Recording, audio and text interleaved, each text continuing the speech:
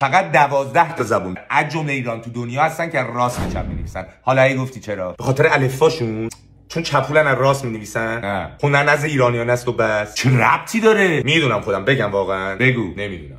ای باز نمک شدی تو. خطایی مثل فارسی، عربی، عبری در جغرافیایی پیشرفت کردن که سنگ بیشتر از کاغذ در دسترس بوده. در نتیجه در زمان توسعه خطشون بیشتر روی سنگ می‌نوشتن یا حکاکی می‌کردن. خب این چه ربطی به این داره که راست به چپ بنویسن؟ آها، تو خودت چپ دستی یا راست دست؟ راست دست. آفرین، بیشتر انسان‌های روی زمین حدود 90% راست دست هستن.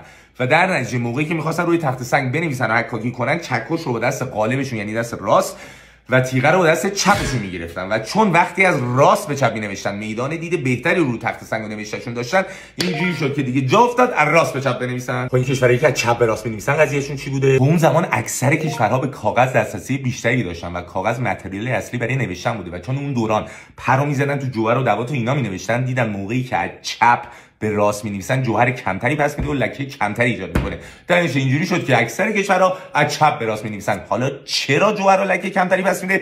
اونو دیگه چپ دستا بپرسید، به احتمال زیاد میدونن. و حالا مهمترین نکته این ویدیو و اونم اینه که خیلی مخلصیم.